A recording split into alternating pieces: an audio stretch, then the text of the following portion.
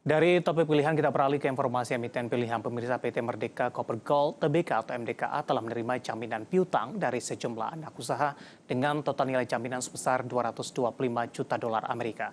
Jaminan tersebut diberikan sebagai tindak lanjut dari perjanjian yang dibuat oleh MDKA dengan anak usaha untuk mengurangi resiko gagal bayar anak usaha atas utang kepada perseroan.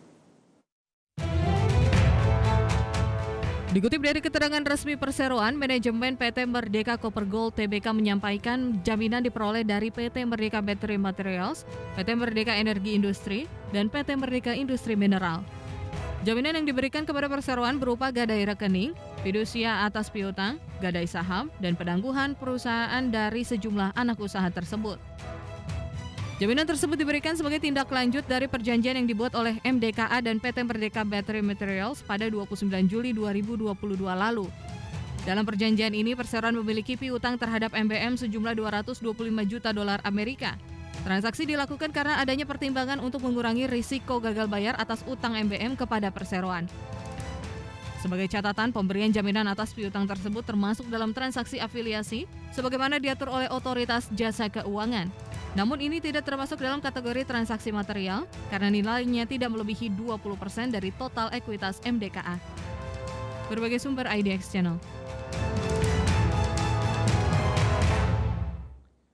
Ya, pemirsa, sempat dominan bergerak di zona hijau di sepanjang sesi pertama perdagangan hari ini. Namun di penutupan perdagangan di sesi kedua, saham MDKA mengalami koreksi yang cukup dalam seiring dengan pelemahan indeks harga saham gabungan.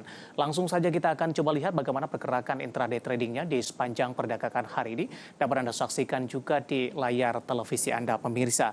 Dibuka di sesi pertama pada pagi tadi di 4310, kemudian pada pukul 10 mengalami penguatan yang cukup signifikan dan menyentuh ke level 4360. Namun di penutupan sesi pertama, penguatan lebih ke arah terbatas sampai dengan pembukaan sesi kedua, posisi MDKA justru dibuka di level yang lebih rendah. Kami akan sampaikan update penutupan perdagangan di sesi kedua hari ini. MDKA mengalami koreksi yang cukup dalam di 2,78% dan akhirnya ditutup di level 4.200 seiring juga dengan pelemahan indeks harga saham gabungan di penutupan sesi kedua hari ini.